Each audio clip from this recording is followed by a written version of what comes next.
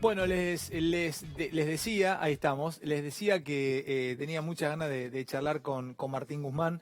¿Cómo andas, Martín? Gracias por tomarte el rato de venir a conversar un ratito con nosotros. ¿Todo bien? Todo muy bien y muchas gracias, Alejandro. Un Por gran favor, para saber un poquitito, sacame de allá, me asusto, me veo allá atrás en la pantalla grande. Ahí está, gracias, Torito. Ahora vamos a hablar un poco del día y de todo lo que está pasando económicamente. Quiero saber algo de vos. Yo pensé que tenías 40, 41, pero perdón, ¿no? Tenés menos. ¿Cuántos años tenés? 38 acabo de cumplir. 38 recién cumplidos. ¿Y cómo es tu, antes de hablar de economía, aprovechar un poco de conocerte? ¿Sos de La Plata? Así es, soy de La Plata, crecí en La Plata, fui a la Universidad de La Plata, Ujú. de Economía. Después me fui a Estados Unidos ¿Estudiaste economía dónde? ¿En UBA? en la Universidad de La Plata. Ah, estudiaste en la Universidad de La Plata. ¿Y de ahí te fuiste a Estados Unidos? A los 25 años me fui a Estados Unidos hasta que volví ahora para tomar este cargo. Ajá. Igual iba y volvía mucho, pero bueno. Estabas viviendo, a ver, perdón chicos, si les pido un poquito de Betito, gracias hermanito, gracias, crack, compañero. ¿En Estados Unidos dónde viviste? ¿Cómo fue tu vida allá? Bueno, los primeros 5 años estaba en una ciudad que se llama Providence, al noreste de Estados Unidos, cerca de Boston, un lugar divino. Sí. En invierno hace mucho frío, ahí estudié el doctorado, en la Universidad de Brown. Ajá. Y después estuve 7 años en Nueva York, en la Universidad de Columbia, ya trabajando, haciendo temas de investigación, O enseñando. sea, viviste mucho tiempo afuera.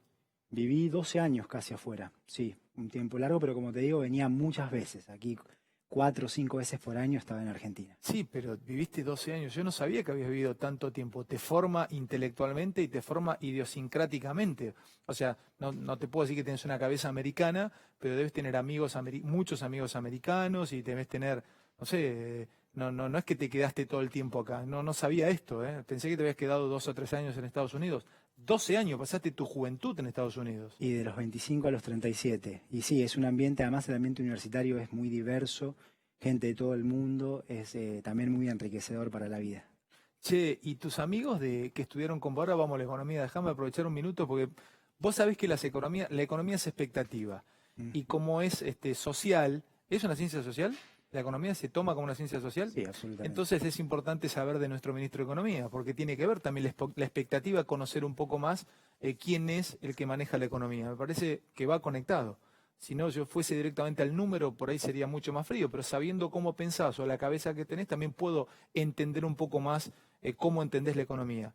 Todos los que estudiaron con vos, tu generación, 37, 38, 39, empiezan a tomar lugares de poder en empresas, en multinacionales, en fondos, en organizaciones a nivel mundial. ¿Ya llegó esa camada tuya o todavía no accedió a los grandes lugares? Sí, todos van creciendo, están en distintos lugares del mundo, en Estados Unidos, en Europa, en América Latina, en distintos ámbitos, en el Sí. sector privado, en la academia, algunos más metidos en cuestiones de política económica, Ujú. pero en general es un ambiente donde ya llegan grupos de gente que apuntan a poder hacer cosas que realmente impacten. Claro. ¿Y cómo llegás acá? ¿Era tu plan quedarte en Argentina? A ver, cuando gana Alberto Fernández, ¿vos ya te habían hablado de antemano o fuiste un jugador que fueron a buscar otra liga y viniste y te anexaste al equipo? ¿Cómo fue tu vida? ¿Vos pensabas esto o hasta ahora podrías estar en otro lado? Bueno, Alejandro, de hecho yo estudié economía por lo que es Argentina. ¿Sí? O sea, yo entré en el 2001 a la facultad. Recordemos, el 2001 es un año muy Es duro. más, yo leí una de las tesis que vos presentaste para tu doctorado, no leí la tesis, pero estudiando sobre vos, creo que trabajaste una tesis sobre comprender los porqués de las crisis financieras. Exactamente, Sí. así es. O sea, Así que el que 2001 te hizo entrar a la facultad para entender un poco más lo que nos había puesto de rodillas como país. sí, de hecho parte de la secundaria estaba como más enfocado en la matemática, pero la realidad me terminó motivando a esto. Y bueno, ahora se da esta situación. Yo, digamos, siempre la economía argentina era mi centro, mi pasión, mi motivación. Cuando yo ya... Perdóname, pero entonces, fíjate qué loco lo que se produce Martín con vos, porque hay como un cierre de camino hasta, te diría, desde tu psicología. O sea, vos empezaste a estudiar economía porque te inmovilizó que Argentina estaba hecha bolsa. Ujú. Y sos ministro de Economía en una pandemia. Si te lo pones a pensar, cuando vos estás y pensás esto en la soledad de tu casa, cuando estás, viste, cuando uno se ducha, que piensa cosas así. Yo me preparé Y fíjate porque es muy complicada la que tenés, el lugar es muy difícil, pero también empezaste a estudiar economía motivado por una situación que vivía un colega tuyo en ese momento, en el 2001. Claro, o sea, el entorno, la sociedad argentina en general, y antes de la pandemia ya estábamos en una crisis.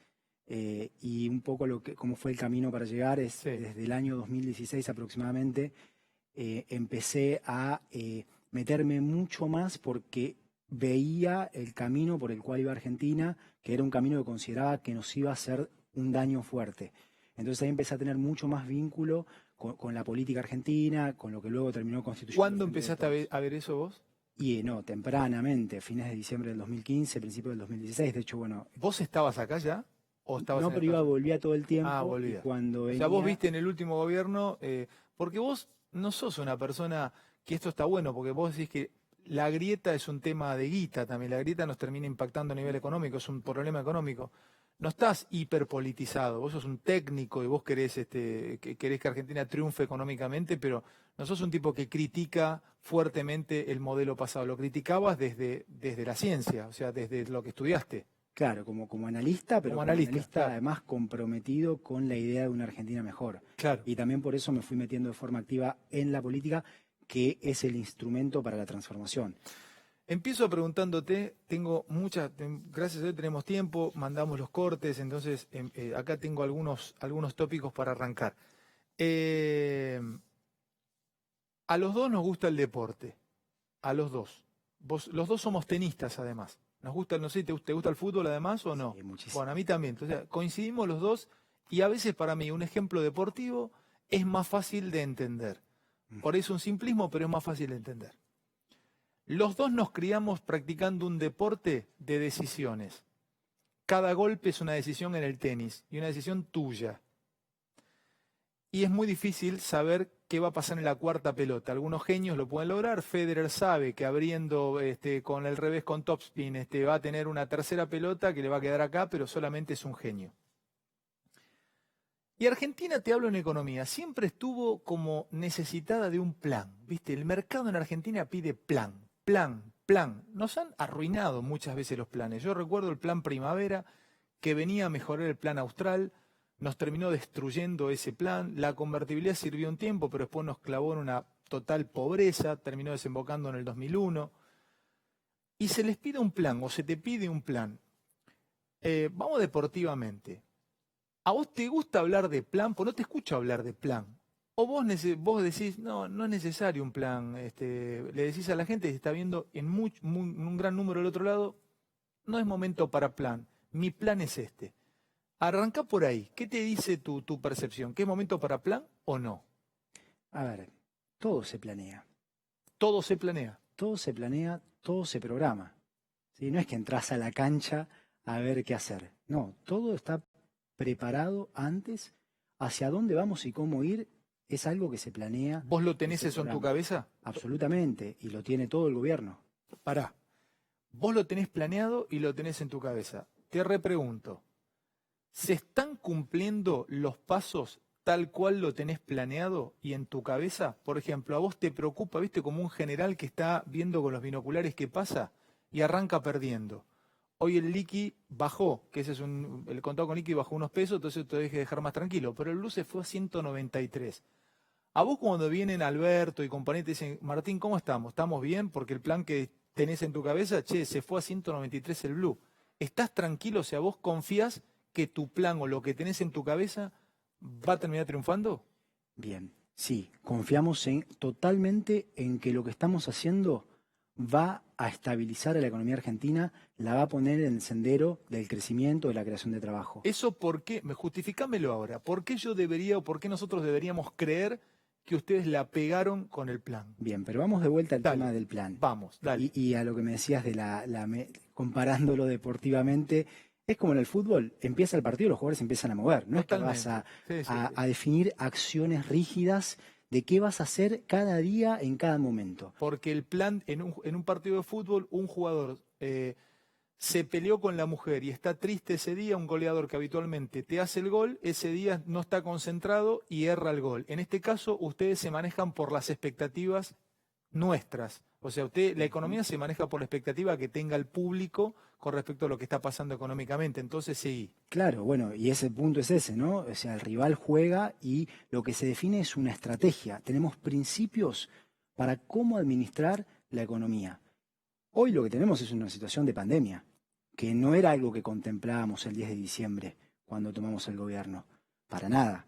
Y eso nos forzó a tomar medidas que fueron esenciales para proteger a quienes teníamos que proteger. Estás hablando de IFE, ATP, programas sociales y todo. Todas esas que beneficiaron a millones de personas, a millones de trabajadoras y trabajadores, que beneficiaron a cientos de miles de empresas. Eso tuviste que emitir bueno, vos no, justamente, pero tuvieron que sacar plata o emitir, porque de algún lado había que sacarle esa guita para generar esas ayudas. En un contexto en el cual Argentina había perdido el acceso al crédito. Entonces hubo que emitir, tuvo que aumentar mucho el déficit fiscal, porque hubo que gastar más, y como hay una recesión caen los ingresos, caen los recursos del fisco. Eso cada vez que vos veías esos números, vos te agarrabas la cabeza, decías, pero no me queda otra. Es que uno compara entre todos caminos que son imperfectos. Para repetirme eso. Tenías que sí o sí agarrar un camino que en la técnica o en la teoría eran imperfectos. Si no hubiese pandemia no hubieras agarrado ese camino. Y de ninguna manera, porque de hecho el camino era otro al principio. Pero si vos me decís no emitas, ¿y entonces qué me estás diciendo? Si no tenés crédito, no hagas un IFE, no hagas la asistencia al trabajo a la producción, me estás diciendo no protejas a la gente que está en situación de vulnerabilidad, no protejas al empleo, no protejas a las empresas que vamos a necesitar vivas cuando termine la pandemia. O sea, vos decís, si yo no emitía, estas empresas que las ayudé con el ATP se me morían en esta pandemia y cuando hubiese que reactivar los tenía todo liquidado, muertos. Miles, y el país perdía capacidades productivas. Y entonces recuperarse hubiese sido y sería mucho más difícil, tomaría mucho más tiempo, habría menos oportunidades para la población. Pero como es imperfecto el camino, ahora contame por qué es imperfecto también, porque contame cuál es la contra de esto. Listo, al que te está viendo puede decir, bueno, David tiene razón, tomo esto, no le quedaban otra que emitir, porque si no nos moríamos como empresa, una pyme, lo que sea. Ahora, ¿qué te genera esto? Inflación, el FMI te puede llegar a ver, por más que se haya cerrado, que el déficit sigue creciendo, ahora vamos a hablar del presupuesto. Hablándolo siempre fácil como lo hablas, yo pensé que eras mucho más técnico para explicar, es fácil entenderte. ¿Cuál es la imperfección de este camino? Y que te genera tensiones en algún lado. Inflación no, eso lo venimos controlando. Este año la inflación va a estar aproximadamente 20 puntos porcentuales por debajo de la del año pasado. Pero hay muchos pesos en la economía y por algún lado empiezan a generar presión. Han estado generando presión en los dólares alternativos, Sí, por ejemplo, los dólares sí. paralelos. Pero nosotros comparamos entre alternativas y preferimos esta porque es la que consideramos la mejor. O sea, vos sabías que tomando este camino esto iba a pasar. O sea, lo tenías visto. Y sabemos que hay consecuencias, por supuesto, pero consideramos que era lo que teníamos que hacer, que era lo que debíamos hacer para proteger a quienes debíamos proteger. Va a ver, sigamos ahora otro punto, expectativa, porque vos querés cerrar con el tema del plan. No, te quisiera decir Sí, algo del plan porque sí. dijiste algo que es muy interesante. Los tres nombres que diste, Plan Primavera, Austral y convertibilidad. En realidad es Austral, primavera y convertibilidad. Ahora- El Austral trató de generar un poco de expectativa económica, no funcionó, vino el plan primavera, había elecciones, perdieron las elecciones legislativas, los terminó casi volteando y bueno, después finalmente se adelantó el gobierno y vino Menem con la convertibilidad. Ahora fíjate una cosa, ¿esos son planes económicos o son elecciones de regímenes cambiarios? Repetime la pregunta. Lo que nombrás, ¿son realmente planes económicos para cómo se maneja la economía como un todo? No, ¿O es la eran elección de un régimen del no. tipo de cambio? Era en régimen de tipo de cambio, el Austral se había fueron todas devaluaciones o depreciaciones en ese caso del peso del Austral con respecto al dólar o del peso con respecto al dólar. Sí. Y ahí vamos entonces a lo inicial, a lo del plan.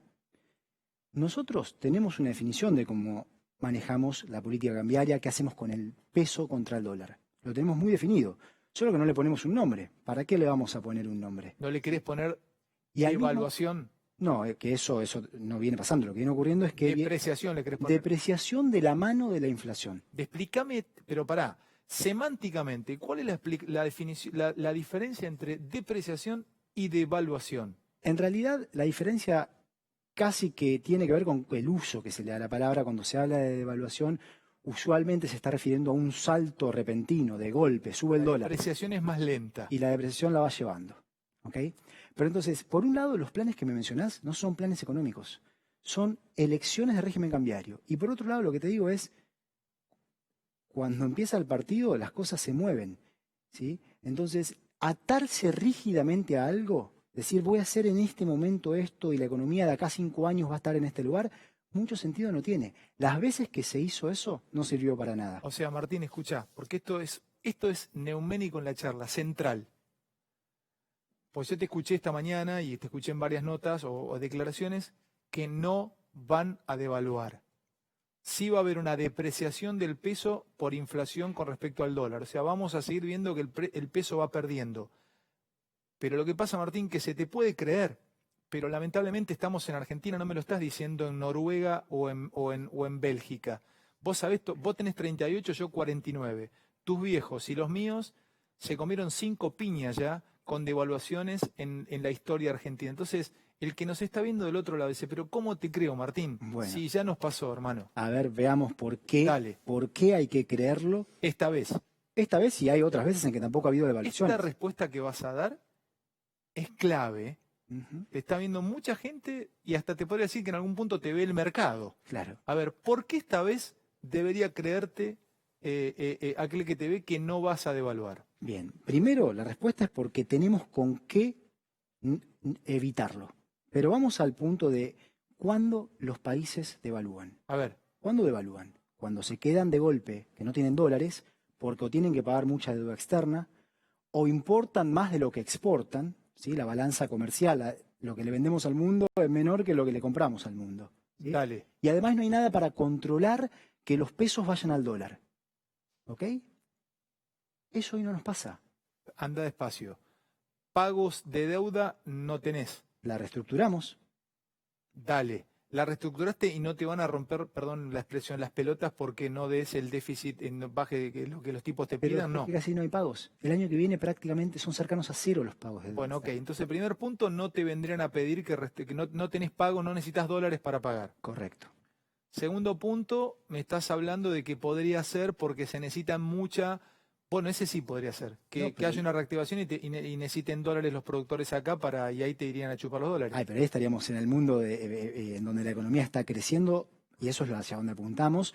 Pero hoy tenemos superávit comercial robusto, alrededor de 12.000 millones de dólares. ¿Qué es el superávit comercial? Explícamelo fácil y dame ejemplos de superávit comercial. Un país tiene relaciones de comercio con el resto del mundo. Dale, sí. Le vende productos al resto del mundo y le compra productos al resto del mundo. ¿Y nosotros cómo estamos hoy con el resto del mundo? Hoy le estamos vendiendo más de lo que le compramos. La diferencia da aproximadamente, para este año va a dar 12.000 millones de dólares.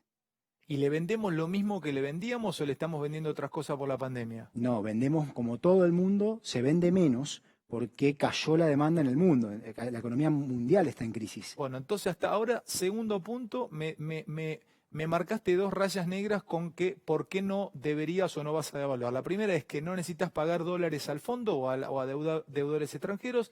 El segundo es porque, bueno, en realidad tenés superávit en balanza comercial. El tercero, tenés instrumentos, ahí sí, jaque mate. ¿Tenés instrumentos para tentar al que te está viendo o a aquel que necesita comprar dólares o quiere refugiarse en el dólar? Porque si no, ¿cómo guardo peso, Martín? Es que ahí está el tema. A ver. Por la situación, por lo que pasó en los últimos años, el gobierno que nos precedió adoptó controles de capital. No puede ir a comprar cualquiera dólares. Hoy hay controles de capital, es la realidad. Pero súper estrictos, se cerraron más los controles de capital. Claro. Yo sé que a vos no te va a haber gustado. Pero eso lo que quiere decir es que tenés más control de las reservas. Entonces las reservas que tenemos, que hay, las manejamos. ¿Alcanzan? Sí, claro que sí. Pero frenate, esta es una respuesta importante también. ¿Vos estás tranquilo con la reserva que tiene el Banco Central? Sí, con la situación de superávit comercial y el no tener que hacer frente a pagos de deuda externa y el tener controles de capitales que en algún momento se sacarán. ¿Cuándo? Cuando tengamos más reservas, cuando hayamos logrado acumular más dólares. Lo primero que hicimos fue no tener que pagar tantos dólares. Nos ahorramos 40.000 millones de dólares. ¿Pero vos tenés fe que en algún momento empieces a atesorar dólares en vez de... Este año hay superávit y no hay... Además, hemos tomado medidas justamente para evitar que haya pérdida de reservas, como venía pasando con, por ejemplo, las empresas estaban, en vez de refinanciar sus deudas en dólares, estaban amortizándolas accediendo al Banco Central. O sea, Cosas así. O sea, Martín, a ver, te noto optimista. O sea, vos venís acá, te sentás, le hablás a la gente, a la audiencia, decís, vos tenés fe que esto lo van a revertir, lo vas a revertir. Es una, esperen que esto se va a cambiar. O sea, sos optimista que todavía abriste la canilla, todavía no llegó el calor al agua o lo que vos necesitás. Por ejemplo, yo me tomo del Blue a 193. Vos, ¿qué pantalla mirás vos? Eso te quiero decir. Cuando vos viste como un avión. Vamos a poner una analogía de un avión. Vos sos el piloto, estás solo en los controles. Yo voy atrás del avión, estamos. El mundo en niebla, hay niebla. Y hay montañas. Ujú. Y yo veo el altímetro que me va bajando. Y yo estoy atrás viéndote, che, Martín, va bajando 1800 metros, estamos entre montañas. Vos mirás el altímetro, para mí, ¿sabés qué es? Te lo voy a ser honesto. Yo miro el dólar blue. Yo me asusté cuando vi 100, ya vengo asustado hace unos días. Vi que el contado con liqui bajó. ¿Vos qué mirás? ¿Cuál es tu altímetro para saber que vas bien entre las montañas y tratando de remontar el avión de nuevo? La pantalla que miramos es la misma. ¿Hay problemas en la pantalla? Sin ninguna duda que hay problemas en la pantalla. ¿Es la brecha un problema? Sin ninguna duda. Nos ocupa la brecha cambiaria, la diferencia entre el dólar CCL y el dólar oficial, El el contado con liquidación. ¿Nos preocupa el déficit fiscal? Esperá, Sin ¿por qué ninguna duda. pero el blue, ni lo mirás al blue? ¿No lo tenés en cuenta? Es menos importante que el contado con No, liquidación. pero fíjate tu gesto, pero perdóname, ¿no? Fíjate como hay un pequeño detalle de formas en vos y yo creo que es agradable para muchos. No le decís dólar narcotráfico ni dólar ilegal, vos decís, no lo mirás, o sea, vos No, lo miro, pero... lo mirás, pero no es que lo tenés como un dólar de vendedores de armas. O sea, no lo criticas, porque sabes que es un dólar que el que podía, clase media y todo, iba a comprar unos dólares en el blue para tener para las vacaciones o ahorrar ahí. No, a ver, pero Alejandro, a ver, la realidad es que hoy Argentina, por la situación que vivió en los últimos años, tiene estos controles que le imposibilitan a la gente, a mucha gente, poder ir a comprar dólares al mercado oficial. Y bueno, quien quiere ir a comprar al blue están todos, digamos, es la realidad. Es la realidad. ¿No? Es la realidad y nosotros contra la realidad no vamos a ir. Conducta humana, como decís, Sí. tus ciencias de conductas humanas. Ahora, Claro. el punto acá, Dale, hacia lo que vas, es cómo leo esa pantalla. dale. ¿Sí? Esto es central, ¿eh? ¿Cómo lees esa pantalla? A ver. Y la leo mirando lo siguiente. Primero miro el dólar oficial y digo, este es el dólar que impacta de forma directa a la economía, que impacta de forma directa a los precios. Los precios se vienen moviendo no con el dólar blue, no con el dólar CCL, contado con liquidación. Se vienen moviendo con el dólar oficial. ¿Eso Y seguro? ¿Lo tenés recontra chequeado y visto? Pero eso es lo que viene pasando, 10 meses llevamos. Y en los O precios... sí que no me fija precio el blue. Pasaron 10 meses, miremos los datos. La inflación en los 10 meses que pasaron está yendo de la mano con el tipo de cambio oficial. Ahora, sí que hay que mirar a la brecha, porque la brecha, el tema que genera es que genera toda esta ansiedad, expectativas de que el dólar oficial se puede ir a cualquier lado. Eso es lo que genera la brecha. Pero cuando yo leo la pantalla y leo lo que te digo en el frente de las reservas, de los pagos de deuda externa, El mercado tiene cierto nerviosismo con eso y vos te plantás acá. y yo le digo al mercado y le digo a la gente, la política cambiaria, cómo se va a mover el dólar contra el peso, va a seguir siendo la misma que venimos manteniendo. ¿Por qué? Porque tenemos con qué. Porque nada ganaríamos devaluando. Porque devaluar no es una solución. No es una solución porque a lo que lleva es a más inflación. Y si hay más inflación, el poder adquisitivo del salario es menor. La gente va a poder comprar menos cosas. Va a estar peor y va a haber menos demanda y los negocios van a vender menos. Y las empresas van a producir menos. Entonces la devaluación no es la solución. Y como hoy tenemos con qué, eso no lo vamos a hacer a pesar de la brecha. Ahora, déjame hablar de la brecha un poco. De la brecha entre el contado con liquidación y el dólar oficial. ¿Qué es el CCL? Ese es el tema. ¿Qué es el CCL? Vos sabés que hablamos, bajémoslo a tierra, porque hablamos de contado con liqui, hay mucha gente hasta ahora viendo el programa, o sea, hasta a mí me pierde, es un dólar financiero, es un dólar, no sé, lo usaban los fondos para sacar la guita, estaba acá adentro, se compran pesos y te lo cambian en dólares afuera, tenés que tener un broker, no sé qué es el CCL. Ahora, te das cuenta que eso, que así como vos me decís, no sé qué es el CCL, hay millones de argentinas y argentinos que no saben Lo qué es sé, el pero si CCL. me tomaras una prueba de qué es el CCL, me sacaría un 5, Bueno. un 6, no me sacaría un 10. Pero hay millones de argentinas y argentinos que no saben lo que es el CCL y está bien, porque vamos, es algo muy sofisticado, pero eso se pone todo el día en el centro de la escena y empieza a generar esta ansiedad. ¿Qué es el contado con liquidación? ¿Qué es? Es un mercado para transacciones financieras. ¿Y qué le ha venido pasando a Argentina? En el año 2016 empezó a haber mucha entrada de capitales, de dinero, de dólares, no a la economía real, no a invertir en una fábrica que genere empleo. Templeton o BlackRock o cualquier fondo entraba y... No le vamos a poner Bueno, nombre, dale, no ponemos un nombre, ¿sí? dale. Pero Perfecto. mucho de esto entraba a obtener un retorno de corto plazo, a especular. ¿Qué estaba pasando? ¿Te acuerdas de las Levax? Sí. Bueno, las Levax era un instrumento que te daba mucho interés y que entonces lo que hacías era, me traigo dólares al país, Argentina, traigo dólares de afuera, los cambio por pesos e invierto en una Levac.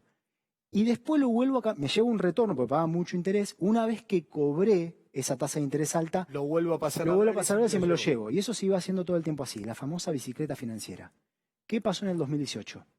Se cerraron, no puedes sacar más los dólares. Eso fue en el 2019, pero en el 2018 cambiaron las expectativas. El mundo, esta gente dejó de creer en que el modelo económico del gobierno anterior iba a funcionar. Se acabó.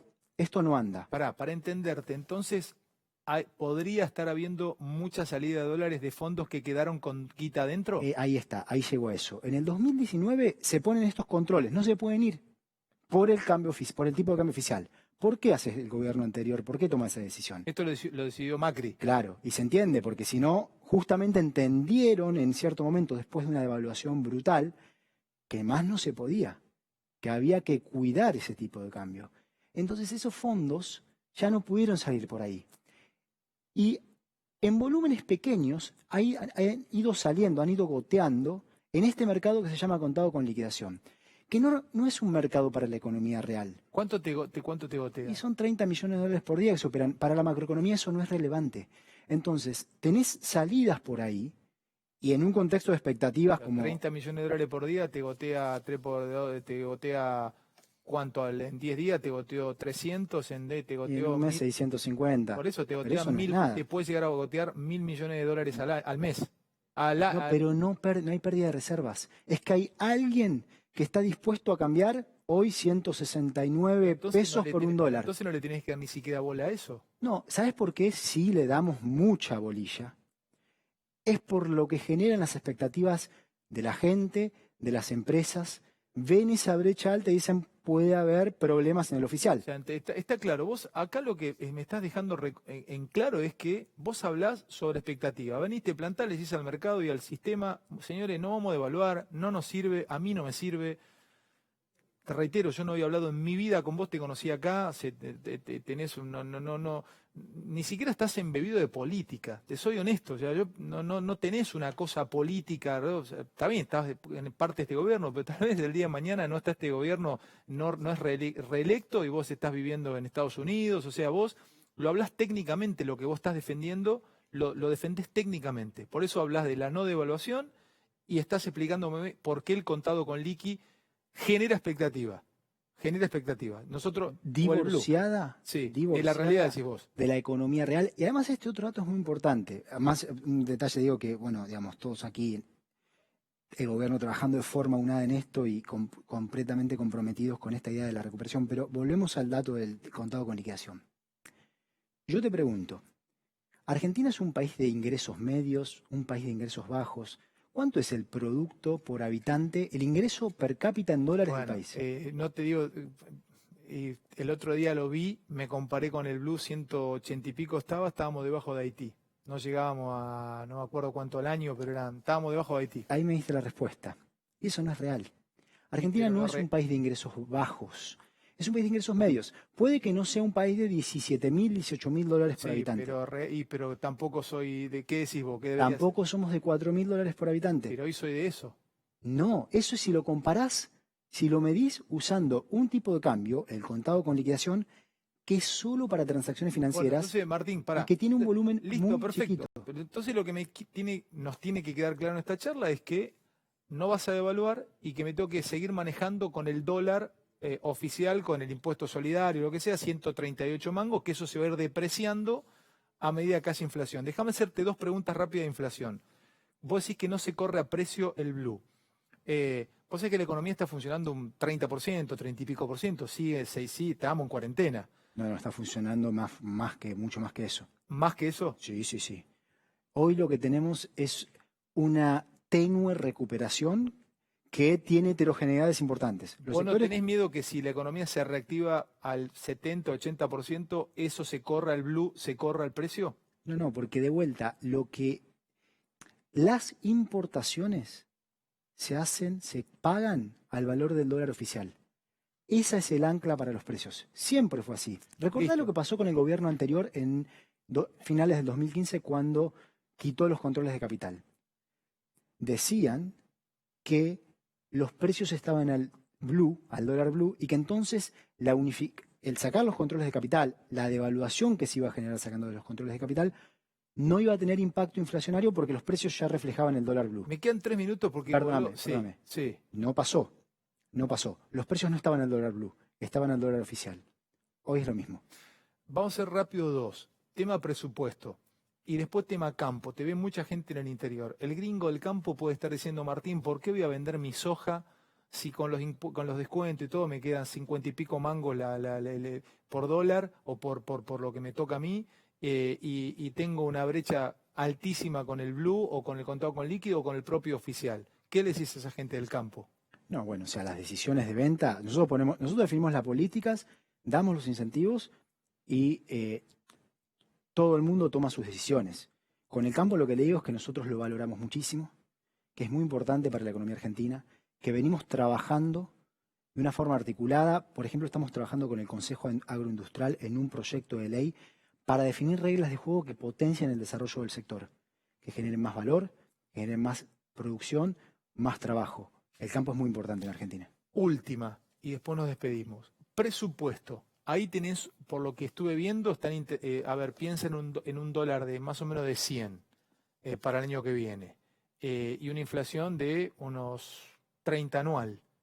¿Y qué le decís? A ver, ¿es cumplible eso? Claro que sí. ¿Sí? Sí, el tipo de cambio de referencia para fin de año que viene es 102,40. 102,40. Esa es la referencia hacia la que apuntamos. Y buscamos que la inflación se reduzca a la velocidad que es tal que sea consistente, que no haya vuelta atrás. Este año se va a reducir 20 puntos porcentuales, el año que viene la reducción va a ser menor, pero en el camino de ir bajando. Cerremos con esto, el plan es el presupuesto. Si se da ese presupuesto y se cumplen esos parámetros, o sea, definitivamente hubo depreciación, no hay devaluación y todo se iría reactivando lentamente. Escucha, te cierro con esto. Te noto con fe, hay que esperar. Entonces, si esto se da tal cual lo dijiste, nos volveremos a encontrar en un tiempo y me dirás, viste esa tarde que charlamos, finalmente se terminó cumpliendo lo que te dije. Yo te tengo que desear suerte, porque yo estoy arriba, estamos todos en el barco, ¿viste? O sea, la grieta nos quita guita. Ese es un punto también que te he escuchado alguna vez, ¿no? Absolutamente. La grieta, pero también hay que decírselo a la gente o a aquellos que están cercanos al gobierno, Martín, porque es de los dos lados la grieta. Y aquel que tiene el poder tiene que bajar los decibeles para que no haya respuesta del otro lado. Tenés el poder, ¿viste? Sos el que maneja el poder político. Hay que bajar los decibeles, hay que sacar la pata del acelerador, Martín. Te va a hacer mucho más fácil el laburo a vos. Te lo digo desde la comunicación, desde el periodismo. Pero bueno, te deseo muchísima suerte. Yo te quisiera decir algo más, pero sí, porque lo dijiste muy claramente vos. Estamos todos en el mismo barco.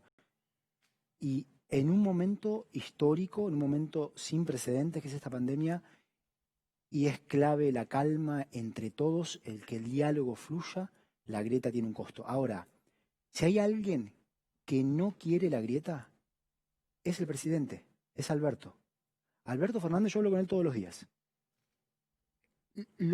Su primera misión es acabar con eso. ¿En serio me decís? Absolutamente. ¿Quiere terminar con la grieta? Él siempre el liderazgo que nos comparte y que nos guía es un liderazgo donde trabajamos en esto de forma colectiva. Estabilizar a la economía argentina, ordenar todo esto que lleva tiempo y que lleva tiempo hacia atrás. Es una tarea colectiva, es una tarea de todas y de todos. Gracias, Martín.